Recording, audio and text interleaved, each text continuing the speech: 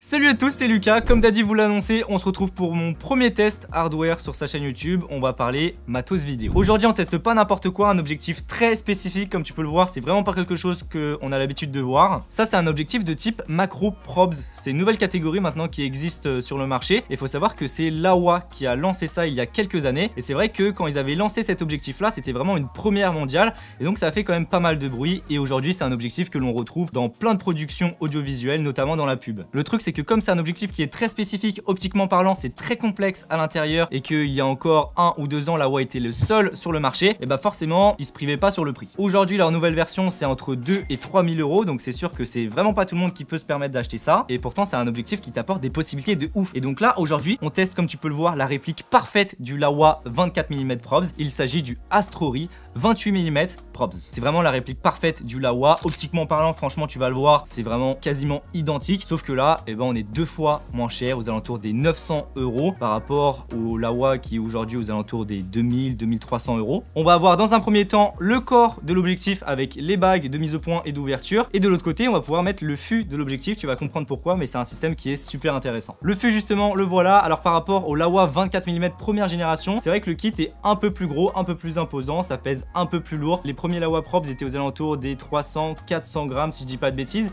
et puis là on est presque x2 aux alentours des 760 grammes. Donc voilà, c'est quand même à prendre en compte, puisqu'en fonction des setups, notamment si tu utilises des sliders, et bien c'est vrai qu'on a quand même un déport qui est assez important. Donc voilà, c'est quand même quelque chose à prendre en compte. Ici le fût de l'objectif, il mesure à peu près 30 cm. Il faut savoir que ça c'est étanche, donc tu peux le mettre dans des liquides, dans de l'eau, etc.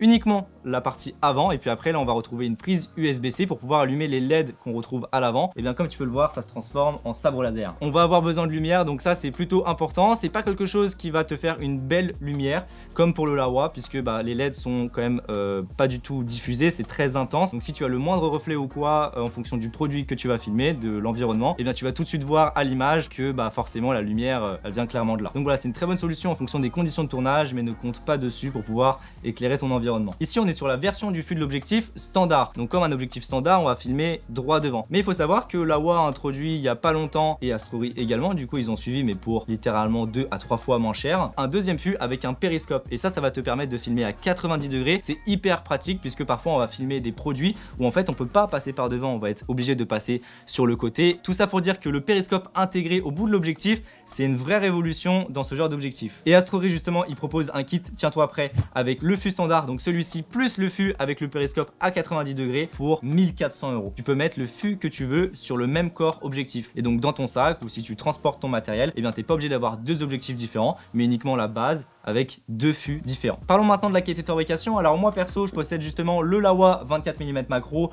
deuxième génération. Donc on n'est pas encore sur le système avec 2 fûts d'objectif, mais voilà, on est sur la version avancée. Donc cet objectif, franchement pour le prix, et c'est ça qui est étonnant, il est vraiment super bien fini. On est vraiment sur une super belle qualité de fabrication. Tout est en métal, les bagues coulissent super bien. On a quand même une résistance qui fait que ça va pas tourner tout seul. Il faut quand même avoir des moteurs avec suffisamment de couple pour pouvoir les tourner, parce que justement les bagues elles sont crantées pour pouvoir être utilisées avec des moteurs de mise au point. La bague de mise au point justement, elle a une course qui est vraiment super longue. On est quasi sur du 360. En réalité on est plus sur du 300 degrés je dirais. Elle est graduée à la fois en métrique et en fit, donc ça c'est cool pour les plateaux de tournage. Et au niveau de la distance minimale de mise au point, c'est le plus important, et c'est ce qui fait justement le point fort de cet objectif. On est sur 8 mm. Ça va te permettre d'obtenir un rapport de grossissement 2 pour 1, donc tu vas littéralement pouvoir t'approcher, coller l'objectif à ton sujet. L'ouverture justement, si tu t'y connais en photo vidéo, là tu vas être choqué. Il faut savoir que l'ouverture maximale de cet objectif c'est f13. Donc autant te dire que pour pouvoir utiliser cet objectif, je te conseille d'avoir une caméra avec quand même une bonne montée en ISO, et surtout d'avoir beaucoup de lumière. Ça c'est vraiment nécessaire quand tu utilises cet objectif. Et autre grosse différence, il faut savoir que Astrory a fait le choix sur ses versions full frame, puisque oui on est sur un objectif full frame, de faire du 28 mm par rapport à chez Laowa où ils ont décidé de faire du 24. Donc voilà, c'est à toi de voir. On n'est pas sur une grosse différence, ça se voit quasiment pas, mais je préfère quand même le préciser. Et si tu veux avoir cet objectif avec un angle de champ encore plus large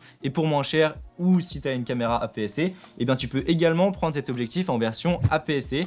Là pour le coup on sera sur un 18 mm et qui ouvre pour le coup à f8. Au niveau de la monture, ici on est monté en monture E, mais il faut savoir que c'est disponible vraiment pour toutes les montures, que ça soit RF, ça c'est vraiment top pour les utilisateurs Canon, et en PL, cool pour les caméras de ciné. Sur l'avant on va retrouver le système un peu comme un positive lock ou une monture PL. C'est vraiment exactement la même chose qu'une monture PL mais en version miniature. Allez, on est parti pour les tests. Donc là, je suis en train de faire 2-3 plans pour te faire des démonstrations avec le Astro-Ray. Déjà, d'un point de vue technique, c'est extrêmement compliqué à utiliser si tu veux des mouvements extrêmement fluides comme ça au slider, tout simplement parce que comme notre lentille frontale est déportée de quand même bien 30-40 cm, voire même un peu plus par rapport au capteur, ce qui fait que la moindre petite vibration, eh bien, tu le ressens directement à l'image. Et quand tu utilises des sliders comme ça, forcément, ça vibre un petit peu et donc tu ressens beaucoup de vibrations à l'image. Donc voilà, il faut prévoir un peu plus de marge puisque on va appliquer une stabilisation en post-prod. Le gros avantage de ce genre d'objectif, c'est que c'est le seul type d'objectif qui va te permettre d'avoir un effet de grandeur vraiment face à un objet. Tu vois là, vraiment, on a l'impression que la roche, elle est gigantesque alors qu'en réalité, elle est vraiment toute petite. Tout simplement parce que comme notre lentille frontale, elle est vraiment toute petite et qu'on peut s'approcher extrêmement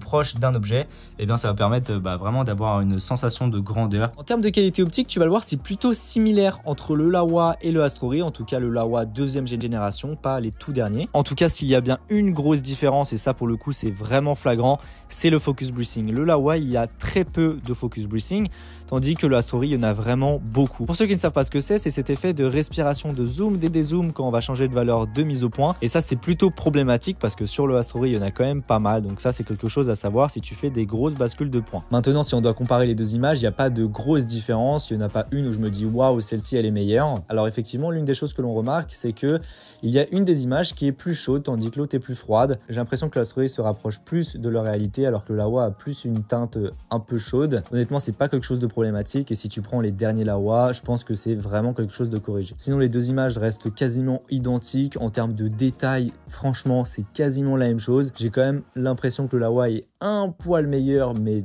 honnêtement, tu verras pas la différence. Et pour ce qui est des aberrations chromatiques, les deux optiques en ont. Maintenant, j'ai l'impression que l'Astro-Ray en a un tout petit peu plus. Mais encore une fois, c'est chercher dans le détail. Et bien voilà pour mon test du Astro-Ray 28 mm macro. Donc franchement, très bel objectif. En tout cas, si t'es simple amateur ou tu fais des petites prods ou que t'as pas forcément envie d'investir beaucoup dans ce genre d'objectif, et bien franchement, tu peux partir là-dessus. Maintenant, si tu fais des plus grosses prods, voilà, vraiment avec des gros budgets, je te conseille quand même de partir sur le Laowa puisque ils ont quand même une meilleure qualité optique. Chez Laowa, l'ouverture n'est pas graduée en f-stop mais on est en t-stop, donc on est sur l'indice de transmission de la lumière à travers l'optique. En quelques mots, la graduation en t-stop va te permettre d'avoir exactement le même rendu en termes d'exposition sur plusieurs objectifs à ouverture égale. Mis à part ça, si j'avais pas acheté mon Laowa 2 mois plus tôt la sortie de ce Astro-Ray, franchement je serais parti là-dessus. Allez, c'est la fin de mon test, je te mets bien sûr tous les liens dans la description, n'hésite pas à me dire ce que tu en penses de cet objectif. N'oublie pas de nous suivre sur les réseaux, à t'abonner, à partager et on se retrouve pour un nouveau test, un nouveau making of. Allez, salut!